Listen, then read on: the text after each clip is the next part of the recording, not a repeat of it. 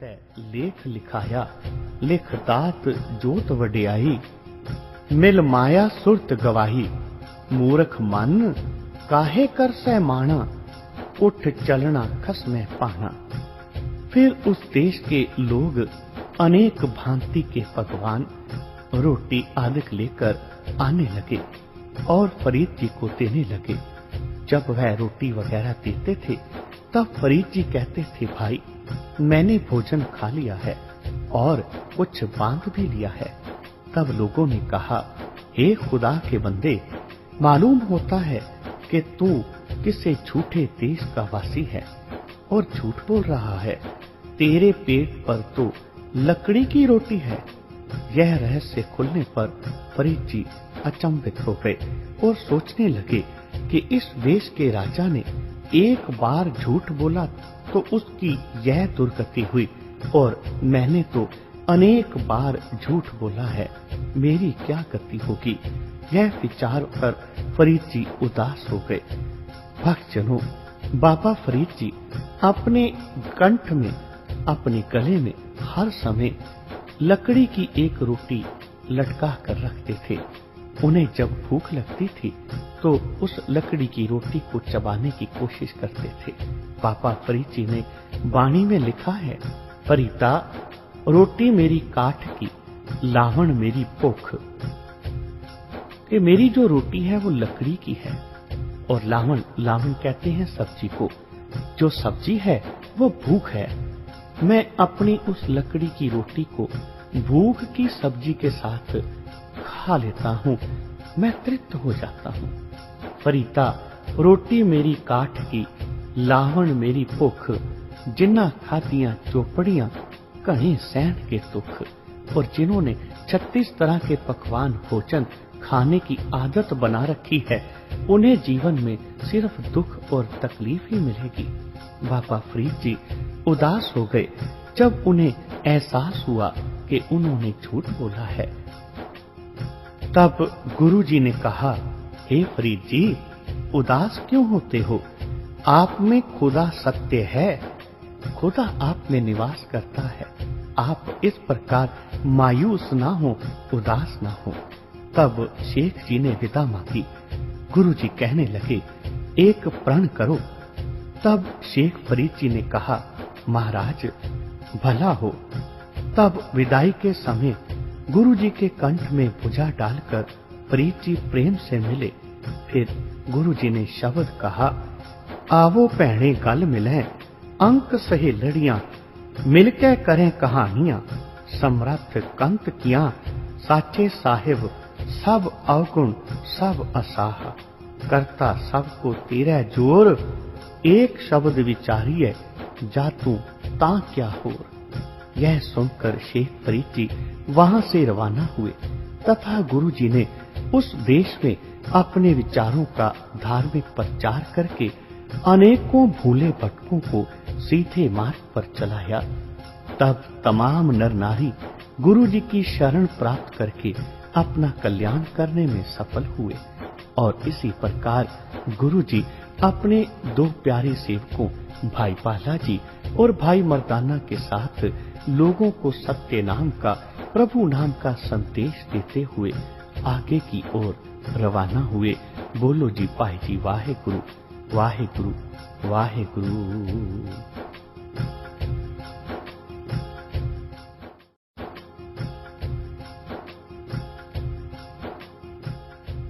भक्तजनों, संसार के लोगों को उपदेश देते हुए, प्रभु परमात्मा के नाम के साथ जोड़ते हुए, कलयुग अवतार गुरु नानक देव जी अपने प्रिय भगत भाई मर्दाना जी और भाई बाला जी के साथ एक बार पहुंच गए एक भक्त जिसका नाम बाडी था, उसके घर में। बाडी भगत ने गुरु जी का अत्यंत आदर सत्कार किया। जब गुरु जी उसके घर से जाने लगे तब उसके बर्तन फोड़ गए तथा उसकी कुटिया भी गिरा गए और पलंग भी तोड़ गए। जब गुरुजी उसके घर से चलने लगे, तब भक्त कहीं बाहर गया हुआ था। भाई बाला और भाई मर्दाना ने कहा, हे महाराज, इस अनाथ ने हमारी तथा आपकी इतनी सेवा की और हम उसके घर में रहे, परंतु आपने तो उसकी झुग्गी, बर्तन, चारपाई सभी कुछ नष्ट कर दिया। इससे हमें अपार अचंभा हो रहा है, हैरानी हो रही है। गुरुजी कहने लगे, हमें ऐसे परम भक्त की साधारण झुग्गी, बर्तन आदि अच्छे नहीं लगे। जैसे भगवान श्री कृष्ण ने भक्त सुदामा के महल बनवाने के लिए उसकी साधारण कुटिया गिरा दी थी, उसी प्रकार हमने भी इसे अच्छी अवस्था में लाना है। इतना कहकर लीला के धाम गुरु नानक देव जी आगे चल पड़े। जब यह बाटी भगत अपनी झुग्गी वाले स्थान पर वापस आया तो क्या देखता है, वहां बहुत ही खूबसूरत आलीशान महल बना हुआ है। बहुत सी धन राशि पड़ी हुई है। पहले तो वह भूल गया, परंतु पीछे जब उसे ज्ञान प्राप्त हुआ तो जान गया कि भगवान की अद्भुत माया है। उसी प्रकार जो उसके प्यारे भक्त हैं, वह भी अपार शक्ति के स्वामी होते हैं। यह सभी कृपा मेहता कालू चंद जी के चंद बाबा नानक देव जी की है। हारन भरन जाका नेत्र फोर, तिसका मंत्र ना जाने होर। जब बाठी भक्त अपने घर में गया तो उन्हें स्वर्ण सर्जन के बर्तन आदि अनेक बहुमूल्य वस्तु देखी, जो वस्तु बड़े बड़े राजाओं को भी प्राप्त नहीं थी। सभी ऐश्वर्य देखकर श्री गुरु जी की उसी प्रकार स्तुति करने लगा, जिस प्रकार सुदामा भक्त अपनी अपार वीरभक्ति देख भगवान कृष्ण के गुणनुवाद गायन करने लगा था। भाई पाला जी ने कहा, हे गुरु अंगद देव जी कृपालु, जो भी पुरुष श्री गुरु नानक देव जी महाराज की अनन्य भक्ति करता है, वह भी भक्त बाटी की भांति समस्त ऐश्वर्य अनायास की प्राप्त कर सकता है। ऐसी मेरी दृढ़ धारणा है, इसमें संदेह नहीं। भक्तजनों, भाई बालाजी इस जन्म साखी के, जो गुरु नानक देव जी की जन्म साखी है, उसके सूत्रधार हैं और वह सारी साखी गुरु अंगद देव जी को सुना रहे हैं। इसीलिए बीच बीच में भाई लहना जी का नाम आता है और भाई लहना जी जो बाद में गुरु अंगद देव के रूप में गुरु नानक की गद्दी पर विराजमान हुए। बाटी भक्त की इस तरह कायाकल्प हुई अवस्था देखकर उस नगर के नर नारियों ने गुरु जी की शरण ग्रहण की तथा कहा, हे महाराज, आप कृपया करके हमारे नगर में कुछ काल निवास करें, हमें भी भवसागर से पार करें।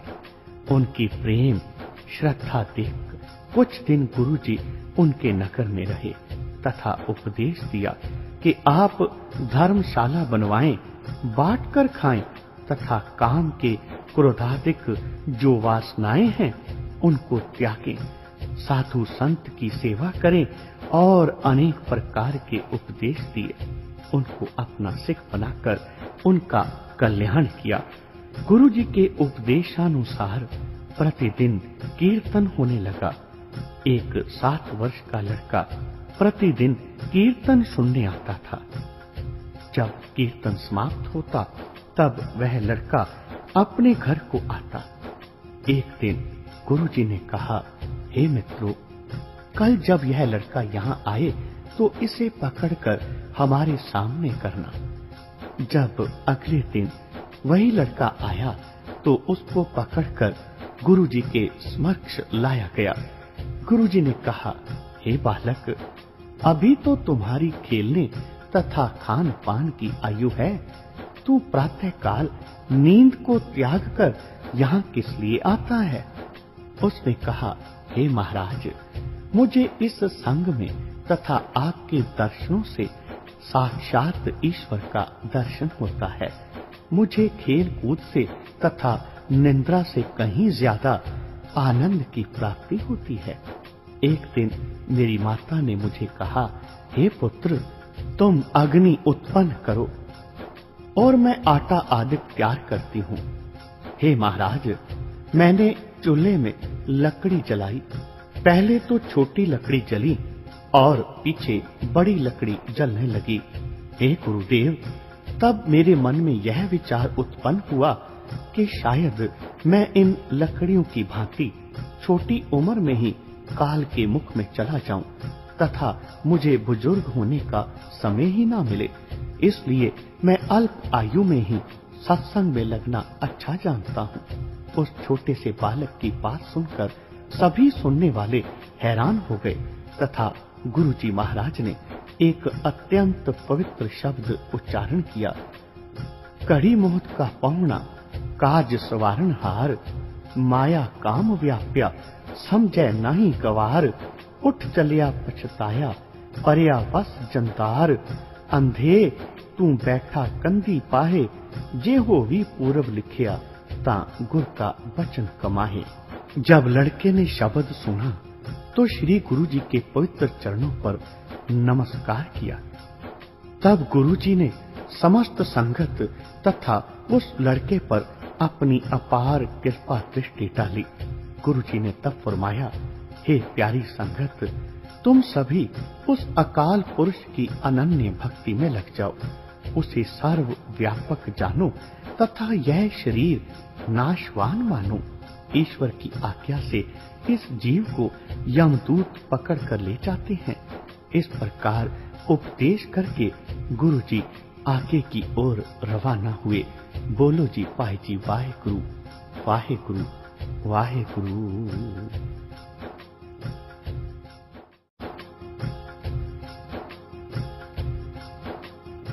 कलयुग अवतार श्री गुरु नानक देव जी महाराज अपने परम भक्तों के साथ चलते चलते भ्रमण करते करते पहुंचे बिसियर देश में। वहां नगर निवासी अपने नगर में किसी को आने नहीं देते थे। तब गुरुजी ने नगर के बाहर ही अपना आसन लगा लिया। एक धर्मात्मा जिसका नाम झंडा था, उसने 3 अतिथि आए देखे। तब उसने अपनी धर्म पत्नी को कहा कि यदि कुछ घर में हो तो अतिथि सेवा के लिए मुझे दो। तब स्त्री ने कहा, घर में जो कुछ है वह आप ले जाओ। झंडे ने घर में देखा तो कुछ भी नहीं मिला, परंतु झंडे की आदत थी कि वह अतिथि सत्कार के लिए सदैव तत्पर रहता था। यदि घर में कुछ ना हो तो गांव से मांग कर भी साधु की सेवा करनी, आव भगत करनी उसका कर्तव्य था। अब झंडा नगर में मांगने गया तो लोगों ने उसे झूठा जाना तथा कहने लगे कि यह कारीगर संतों का नाम लेकर अपना पेट भरता है, अब हम कुछ भी देने को तैयार नहीं हैं। उसी समय उस नगर के राजा की ओर से पहलवानों की कुश्ती होनी थी। वहां राजा का पहलवान, जो बहुत बली था तथा किसी से भी नहीं हारा था, उसके साथ यदि कोई भिड़ जाए तो उसे इनाम दिया जाना था। शर्त यह थी कि जो उस पहलवान को गिरा देगा उसे 100 रुपए मिलेंगे और गिरने वाले को 50 रुपए मिलेंगे, जो राजकोष की ओर से दिए जाने थे।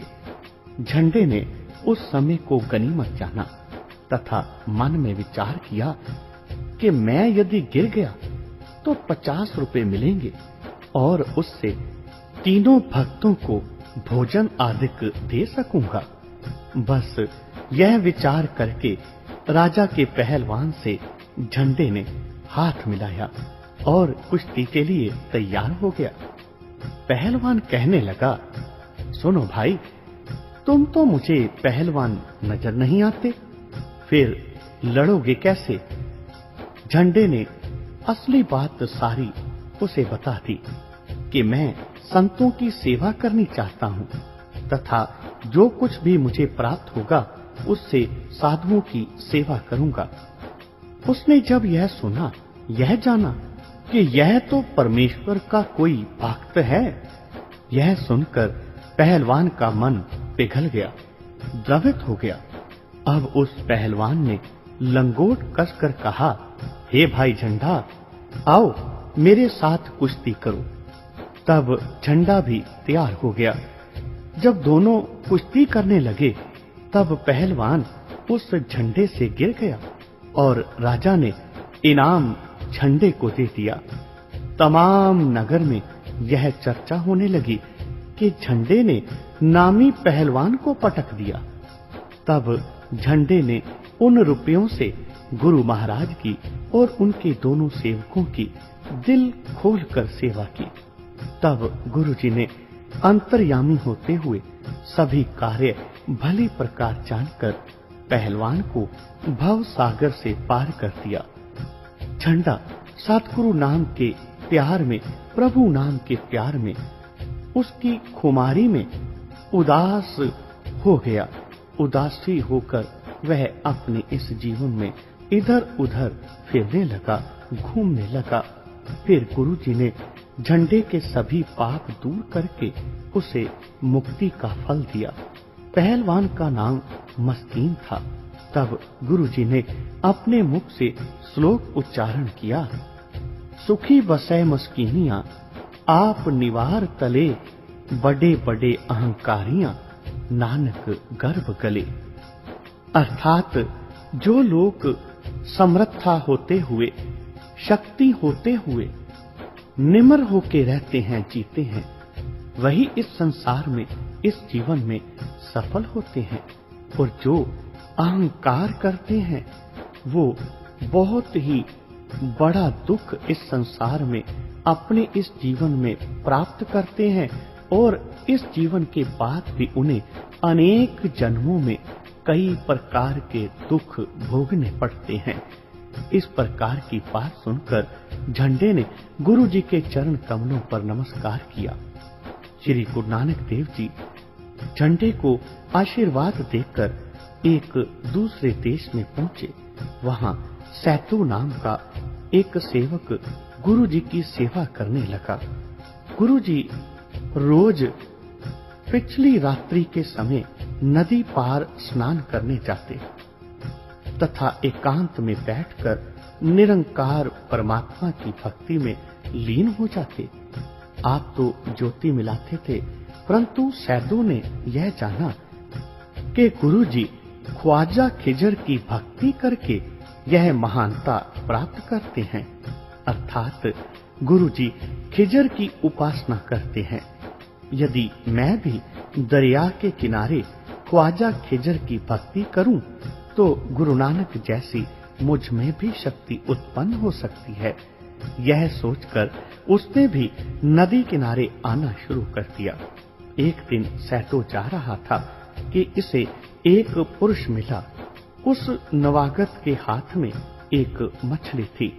उसने पूछा, भाई तेरा नाम क्या है? इसने कहा, मेरा नाम सैतो है। मैं प्रतिदिन इस समय दरिया किनारे भक्ति करने जाता हूँ। इच्छा है कि खिजर मुझ में शक्ति प्रदान करे। अब मैं आपसे पूछना चाहता हूँ कि तुम कौन हो? वज नवगत बोला, मेरा नाम ख्वाजा खिजर है। मैं प्रतिदिन इसी समय सतगुरु श्री गुरु नानक देव जी महाराज के दर्शन करने जाता हूँ तथा उनकी सेवा करता हूँ, क्योंकि गुरु नानक देव जी तो परमात्मा का साक्षात रूप है। ईश्वर में और गुरु नानक देव में कोई भेद नहीं है। निरंकार ने संसार का कल्याण करने के लिए श्री सतगुरु नानक देव जी को भेजा है। जो ऐसा नहीं जानता वह नर पापी है। इस प्रकार कहकर ख्वाजा खिजर वहां से रवाना हुआ। सैदो हैरान होकर कहने लगा कि हमने यह जाना था कि गुरुजी ने ख्वाजा खिजर से शक्ति ली है, यह तो हमारी सरासर भूल थी। खिजर तो स्वयं गुरु जी की सेवा और पूजा करने जाता है। एक दिन फिर इसे खिजर मिला। उसने कहा, हे सैतो, मैं तो जल रूप हूँ और गुरु जी पवन रूप हैं। मैं अनेकों बार उनसे पैदा हुआ हूँ और अनेकों बार उनके भीतर लीन हो गया हूँ। जब खिजर से यह बातें सुनी तो सैतो गुरु जी के चरणों में आकर गिर पड़ा और त्राही त्राही शब्द कहने लगा। गुरु जी ने कहा, हे भाई, तुम इस समय कहां से आ रहे हो? तब उसने ख्वाजा खिजर की तमाम गाथा कह सुनाई। तमाम कहानी सुनकर गुरु जी ने शब्द उच्चारण किया, रैन गवाई सोए कै, दिवस गवाया खाए, हीरे जैसा जन्म है, कौडी बदले जाए, नाम न जान्या राम का, मूड़े फिर पाछे पछताए रे, फिर पाछे पछताए रे। गुरु जी कहने लगे, हे भाई, यह जो जगत है सो रात्रि को सो जाता है और दिन को खा पी कर गवा देता है। उस प्राणी का एक एक श्वास हीरे मोती जैसा है।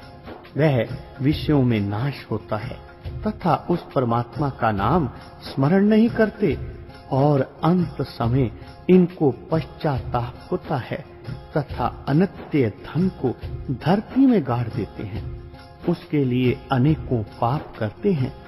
जो परमात्मा रूपी नित्य धन है उसे कोई भी प्राप्त नहीं करता। झूठे और नाशवान धन की हर एक इच्छा करता है। अच्छी वस्तु ईश्वर की कृपा के बिना कभी भी प्राप्त नहीं हो सकती। भाई पाले ने कहा, गुरु अंगद देव जी, फिर महाराज ने फरमाया कि जिस परमात्मा ने संसार उत्पन्न किया है उसी ने सद उपदेष्टा होकर संसारी जीवों को परमात्मा के नाम जपने का मार्ग प्रदान किया है जिससे जीवों का कल्याण हो। यह सुनकर सैतो ने कहा, हे महाराज, इस मन का कोई विश्वास नहीं है। यह उपदेश में से कुछ शब्द तो स्मरण रखता है तथा बहुत से भूल जाता है। यदि आपके दर्शन प्रतिदिन हों तो बेड़ा पार हो जाए। तब गुरु जी ने कहा, भाई, हमारे दो रूप हैं। एक सरगुण रूप जो शरीर तुम देख रहे हो, यह सरगुण रूप है तथा दूसरा निर्गुण रूप, वह रूप है शब्द का। सरगुण रूप सदैव प्राप्त नहीं होता क्योंकि शरीर सदा नहीं है तथा शब्द सदैव दर्शन होता है और होता रहेगा। यह सुनकर सैदो ने गुरु जी के चरणों में नमस्कार किया और प्रार्थना की कि मैं अज्ञानी समझता था कि आपको जो शक्ति प्राप्त है वह ख्वाजा की प्रदान की हुई है, परंतु अब तो मुझे ज्ञान हो गया है कि आप साक्षात ईश्वर रूप हो तथा सभी प्रपंच आपसे ही ओतप्रोत हैं। आप जिसको जगा दो वही जागता है तथा मनुष्य आपसे विमुख निंदा और आलस्य का शिकार हो जाता है। यह सुनकर गुरु जी ने एक परम पवित्र श्लोक उच्चारण किया। अठी पहरी अठ खंड, नावा खंड शरीर, तिस विच नौ निद नाम, एक भालै गुणी गहीर, कर्मवंती सालाहिया, नानक कर गुर पीर, चौथे पहर सबाह कै, सुरत्या उपजै चाओ, तिना दरियावां स्यों दोस्ती, मनमुख सच्चा नाओ, ओथै अमृत वंडियै, कर्मी हुए पसाओ, कंचन काया कसिए, वन्नी चढ़ै चढ़ाओ, जे होवै नदर सराफ की, बोहड़ न पाही ताओ। जब यह शब्द तमाम जनता ने सुना तब सभी नर नारी गुरु जी की शरण को प्राप्त हुए। तब गुरु जी ने उन सबको उपदेश दिया, कहा कि अतिथि की सेवा करो, नेक कमाई करो, सच बोलो, धर्मशाला बनवाओ, उस प्रभु परमात्मा का नाम जपो, निता प्रति कीर्तन करो, प्रेम से रहो, अंदर बाहर शुद्ध रखो तथा अकाल पुरुष को सर्वव्यापक जानो। इतना उपदेश देकर गुरुजी अपने परम सेवकों के साथ आगे की ओर चल पड़े। बोलो जी पाई जी वाहेगुरु वाहेगुरु वाहेगुरु।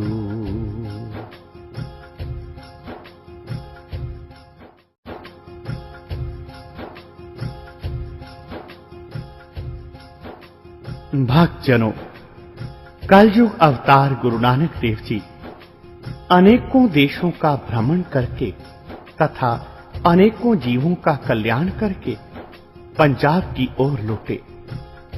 मार्ग में एक निर्जन भयंकर वन आया जहां कोई भी बस्ती नहीं थी। भक्तजनों, गुरुजी 10 दिन उसी भयंकर वन में रहे। तब मर्दाने को अत्यंत भूख लगी। मर्दाना कहने लगा, हे परमात्मा, हम तो डूम लोग हैं, गांवों में से मांगकर कुछ न कुछ पालन कर ही लेते थे, अब तो भूखे मरने लगे हैं। अल्लाह ने यदि मेहर कर दी तो भयानक वन से बाहर निकलेंगे, नहीं तो बस इसी जंगल में मर जाएंगे, या कोई खतरनाक जानवर हमें मारकर खा जाएगा। बस अल्लाह ही मालिक है। मुझे तो यही नजर आता है कि बस अब जान गई, अब जान गई, अब मरे कि अब मरे। यह सुनकर गुरुजी मुस्कुराकर कहने लगे, मर्दाना जी, डरना उचित नहीं है। जब तक हम तुम्हारे साथ हैं तब तक कोई भी तुम्हारे निकट नहीं आ सकता। जरा होशियार रहो, सावधान रहो। मर्दाना कहने लगा, हे महाराज, होशियार यहां पर? यहां कैसे होशियार रहा जाए? यह तो बहुत भयानक निर्जन वन है। गुरुजी ने कहा, मर्दाना जी, यह उजाड़ नहीं, यह तो बस्ती है। जहां परमात्मा का प्रेम पैदा हो उसे उजाड़ कहना पागलपन है, तथा जहां परमेश्वर का नाम भूल जाएं उसे बस्ती कहना पागलपन है। सत्य जानो, बस्ती वही है जहां पर उस प्रभु परमात्मा का नाम जपा जाता है, भगवान को याद किया जाता है, संत जनों की सेवा की जाती है। उस समय गुरुजी ने शब्द उच्चारण किया, देवतियां दर्शन कहताई, दुख पूख तीर्थ किए, जोगी जति जुगत में रहते, कर कर भगवे पेख पए, तो कारण साहिबा रंग रते, तेरे नाम अनेका रूप अनंता, कहन न जाही तेरे गुण केते। गुरुजी ने कहा, मर्दाना जी, तुम्हारे बगैर हमारी वाणी पूर्ण नहीं होती, इसलिए तुम रबाब बजाओ। मर्दाना कहने लगा, हे महाराज, मैं रबाब किस प्रकार बजाऊं? मैं तो भूख से व्याकुल हो रहा हूं। भूखे पेट रबाब नहीं बजाया जाता। गुरुजी कहने लगे, अच्छा, फिर तू किसी बस्ती में जाकर भूख का इंतजाम कर। मर्दाना कहने लगा, हे महाराज, मुझ में तो कहीं जाने की ताकत नहीं है, मैं तो मरने लगा हूं। गुरुजी ने कहा, हे मर्दाना जी, हम तुमको मरने नहीं देंगे, तुम होशियार हो जाओ। मर्दाना कहने लगा, अब होशियार कैसे हुआ जाए? अब तो मेरे श्वास लबों पर आ चुके हैं। गुरुजी ने कहा, हे मर्दाना, तू अब इन वृक्षों के फल खा ले, परंतु फल बांधने नहीं होंगे। तब गुरुजी की आज्ञा से मर्दाना फल खाने लगा। फल अत्यंत स्वाद थे। मर्दाने ने सोचा कि फिर कहीं ऐसे फल प्राप्त हो ना हो, कुछ बांध लूं, इसमें क्या हानि है। जब यात्रा में दूसरा दिन चढ़ा तब मर्दाने ने वह बांधे हुए फल निकालकर मुंह में डाले।